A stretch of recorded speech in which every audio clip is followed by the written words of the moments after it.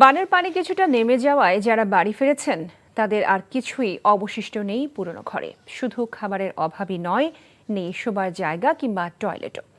ভিটে মাটি দেবে গিয়ে ঝুঁকির মুখে অনিশ্চিত আগামী। তাই তাদের দিকে বিত্তবানরা সহযোগিতার হাত বাড়িয়ে দেবে প্রত্যাশা করছেন অসহায় বানভাসীরা। কুমিল্লা ঘুরে রনি রায়হানের ছবিতে আরও জানাচ্ছেন হাসান মাহমুদ। বানের পানিতে ডুবে যাওয়া বাড়ি দেখতে আশ্রয়কেন্দ্র থেকে প্রতিদিন একবার করে আসেন রিনা বেগম। ছোট ছেলেকে কোলে করে আজও দেখতে এলেন চেনা ঘরের পানি কমেছে কিনা। ঘরের ভেতরে গিয়ে রিনা ঘুরে দেখলেন নরম মাটিতে ডেবে যাচ্ছে ঘর।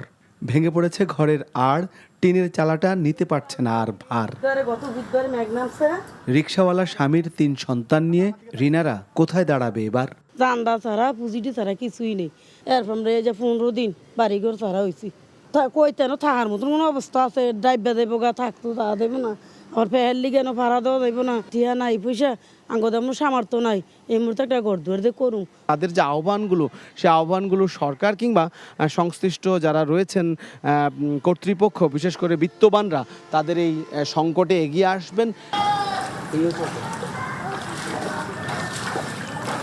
কুমিল্লা চাঁদপুরের এমন বন্যার্ত অসংখ্য মানুষের ঘরের ভেঙেছে দেয়াল, নিমিষেই ভেঙেছে স্বপ্ন খেয়াল। জীবনের অঙ্ক কষছেন, মিলছে না হিসেবের সমীকরণ। আশ্রয় কেন্দ্র থেকে যারা ঢলেডোবা বাড়িতে ফিরছেন, সেখানে ফিরে পাচ্ছেন না কিছুই। চাল চুলো বিছানাবিহীন ঘরে আবারও পুরনো আদলে ফেরার যুদ্ধটা চালিয়ে যাচ্ছেন। শুধু দরকার ঘর বাঁধার ঋণ বা সহযোগিতা। পানি আঙ্গ বাড়ির পানি উগায় না, আমরা বহুত কষ্ট পাইতাছি। আশ্রয় কেন্দ্র গিয়ে আমরা থাকতাছি, এই দেয় আবার এই মেঘের পানি আবার ভরে জায়গা, একের বাইট উঠে জায়গা, দুয়ার উঠে জায়গা। এক মেঘ আছে আর উড়ানের মধ্যে আড়ুর উপরে পানি আছে।